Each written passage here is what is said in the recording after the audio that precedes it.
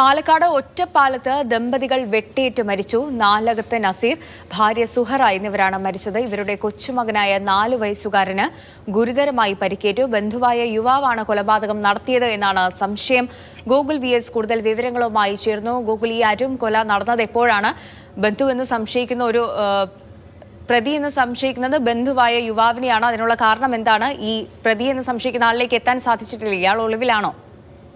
ഈ തോട്ടക്കര നാലകത്താണ് 2 പേരെ കൊല്ലപ്പെട്ട നിലയിൽ കണ്ടെത്തിയത്. വളർത്തുമകളുടെ 4 വയസ്സായ മകനെയും ഗുരുതര പരിക്കേറ്റ നിലയിൽ കണ്ടെത്തി. ഇന്നലെ അർദ്ധരാത്രി 12 മണിയോടുകൂടിയാണ് സംഭവം ഉണ്ടായത്. സുൽഫിയത്ത് എന്ന യുവതിയും 4 വയസ്സുകാരനും ഓടി രക്ഷപ്പെടുന്നതിനിടെയാണ് നാട്ടുകാർ വിവരം അറിഞ്ഞത്. നാട്ടുകാർ വീട്ടിലെത്തി നോക്കിയപ്പോൾ ദമ്പതികളെ കൊല്ലപ്പെട്ട നിലയിൽ കാണുകയായിരുന്നു. മരണപ്പെട്ടവരുടെ കുടുംബാംഗമായ യുവാവിനെ കൈഞ്ഞരമ്പ് മുറിച്ച നിലയിൽ സംഭവ സ്ഥലത്ത് നിന്ന് കണ്ടെത്തിയെങ്കിലും അവിടെ വെച്ച് പോലീസിന് പിടികൂടാനായില്ല. പിന്നീട് ഇയാൾ ഇപ്പോൾ പോലീസിന്റെ പിടിയിലായിട്ടുണ്ടെന്നാണ് വ്യക്തമാകുന്നത്. എന്തിനാണ് ഈ സംഭവം നടത്തിയതെന്നുള്ള കാര്യം വ്യക്തമല്ല. ഗുരുതരമായ കുട്ടിയെ ഒറ്റപ്പാലം താലൂക്ക് ആശുപത്രിയിൽ പ്രവേശിപ്പിച്ചിട്ടുണ്ട്. വിഷയം പോലീസ് അന്വേഷിച്ചു വരികയാണ്. 2 കൊലപാതകങ്ങളാണ് ഇവിടെ നടന്നത്.